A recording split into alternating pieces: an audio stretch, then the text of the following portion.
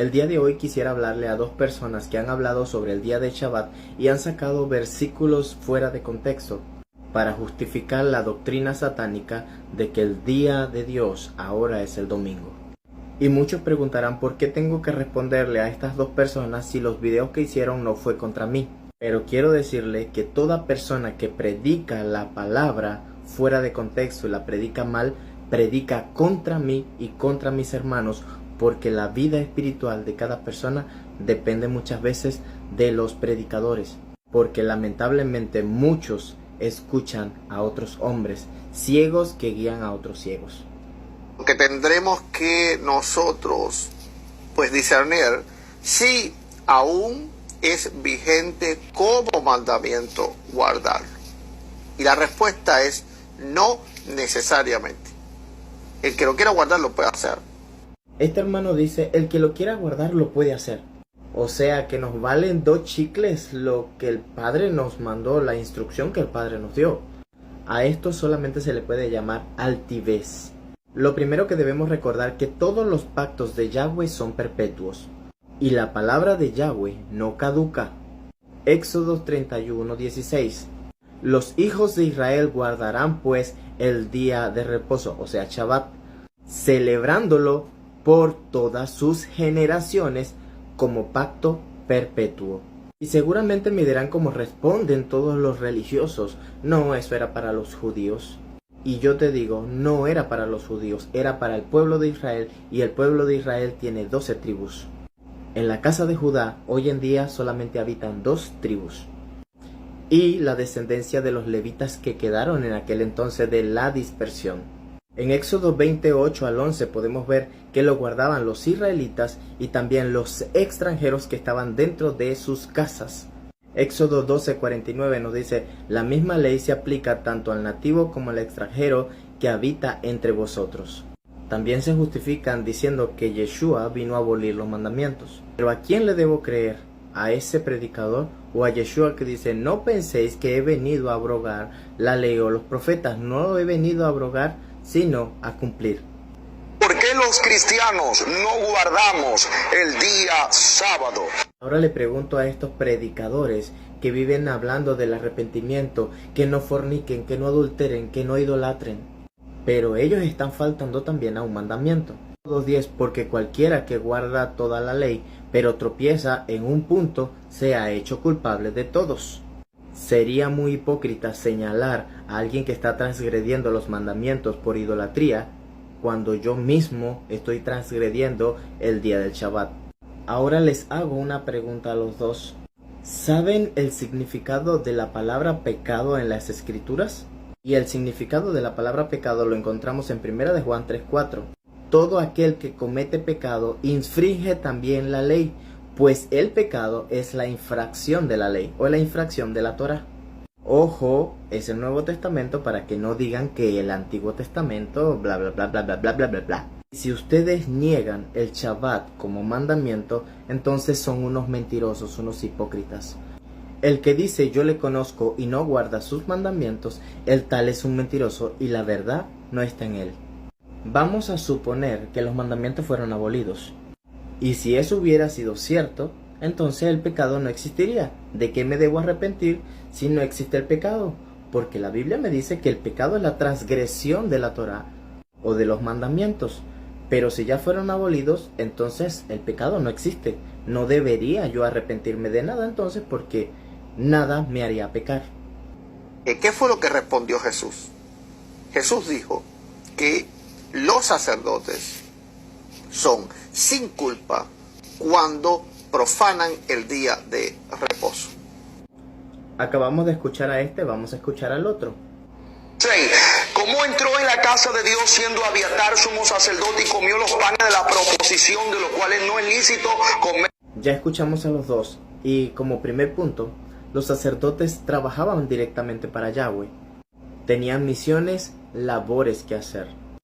Y como estaban trabajando, estaban haciendo lo que deberían hacer porque seguían las instrucciones de Yahweh, no se le contaba como una transgresión, porque en sí estaban obedeciendo la Torá. En este pasaje podemos ver que Abiatar entra y come de los panes de la proposición, pero no se le cuenta como una transgresión. Un versículo antes de ese vemos que David y todos los que andaban con él tenían hambre y por eso entraron a comer estos panes. La razón por la cual a ellos no se le cuenta como transgresión porque se aplica un principio hebreo que se llama Kal Vajomer. En español sería lo más liviano, lo más pesado. Es una balanza y acá se toma en cuenta el preservar la vida.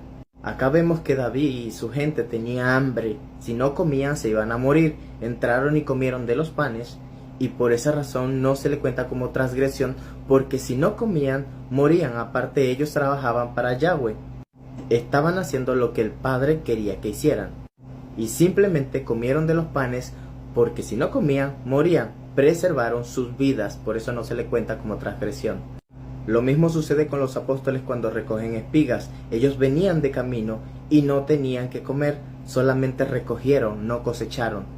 Si ustedes piensan que recoger unos granos de trigo para comer y no morir es una transgresión del Shabbat, están pensando igual a los mismos fariseos de ese tiempo. Y les vuelvo a repetir el Kal Vajomer. O decidías comer para preservar tu vida, o decidías no comer y morirte de hambre por el Shabbat. Y lamentablemente muchos de las sectas religiosas dicen que Yeshua trabajó en Shabbat. Lo ven como un trabajo remunerado. Pero espera, Yeshua no era como esos predicadores que comercializan con la palabra. Oh, siembra aquí y yo te bendigo. Oh, siembra aquí y yo te oro para que seas sano. En la Biblia en ningún momento dice que Yeshua recibía dinero por hacer milagros o que él trabajaba como el doctorcito de la cuadra. No. Si tú lo estás viendo de esa forma, cada ladrón juzga con su condición. Cuando Jesús llega a la tierra, Él hace 7 milagros en el día de reposo. Al parecer tú mismo te respondes. Él hizo milagros en el día de Shabbat. No dice cobró para sanar a alguien, no lo dice. Ahora la pregunta sería, ¿es lícito tener misericordia y orarle a una persona para sanidad el día de Shabbat? Claro que sí. Si uno de vosotros se le cae al pozo, un burro o un buey, ¿no lo saca enseguida aunque sea día sábado? Oh, te estás respondiendo tú mismo, qué inteligente eres. Yeshua está hablando allí de la misericordia. De hecho, si estamos en Shabbat y una persona enferma, obviamente la podemos llevar al médico. ¿Por qué no? Estamos preservando la vida de esa persona. Estamos teniendo un acto de misericordia. El recoger unos granos de trigo para preservar la vida o hacer milagros en Shabbat no es transgredir el Shabbat. Muchos sacan de contexto a Pablo cuando él habla o menciona el fin de la ley. Pero él en verdad está utilizando una palabra griega que se llama telos. Y su significado es propósito, meta, objetivo. El propósito de la ley es Yeshua o el objetivo de la Torá es Yeshua. Yeshua es el objetivo de la Torá. Es el propósito en el cual yo soy obediente a él. Guardamos el Shabbat y los mandamientos por amor a Yahweh. Juan 14:21. El que tiene mis mandamientos y los guarda, ese es el que me ama. Y el que me ama será amado por mi Padre, y yo le amaré y me manifestaré en él. Los que no saben escudriñar la palabra malentienden a Pablo, porque Pablo dice, pero sabemos que la ley es buena si uno la usa legítimamente, porque como ya dije, el que cae en uno se hace culpable de todos. Pero le doy gracias al Padre que estamos bajo la gracia y Él perdona transgresiones si nos arrepentimos verdaderamente. Hay muchas personas que pisotean la palabra por desconocer el verdadero propósito de Yahweh y el verdadero valor del sacrificio de Yeshua. Acá hay una postura de que la ley sola no te va a salvar, no eres justificado por guardar los mandamientos. Y la gracia sola tampoco te justifica. Hay un equilibrio entre ambas. Recuerda, la fe sin obras es muerta. La fe sola es muerta. La obra sola es muerta. Un equilibrio. La fe y las obras trae vida y redención. Obediencia. Hermanos, si pensamos justificarnos porque no sabíamos, estamos mal. La palabra te enseña y te dice que por falta de conocimiento su pueblo es destruido. El Padre ha permitido que tengamos las Escrituras para escudriñar. Si usted quiere ser engañado solamente por oír a otras personas, entonces es su culpa, es su decisión escuchar a otras personas. Pero si usted escudriña la palabra y permite que el Padre sea quien le revele, entonces usted tendrá un motivo para decirle: Padre, yo escudriñé y encontré la verdad. También ponemos patas arriba las Escrituras al decir que el Shabbat se cambió al día domingo. No hay un solo versículo que diga: el Shabbat fue cambiado al domingo porque Yahweh lo permitió. No lo hay. Solo hay un versículo que hace la mención del cambio de los tiempos y de la ley. Y esto lo encontramos en Daniel 7:25, que nos dice: y hablará palabras contra el Altísimo, y a los santos del Altísimo quebrantará. Pensará en cambiar los tiempos y la ley, y serán entregados en sus manos hasta tiempo y medio tiempo.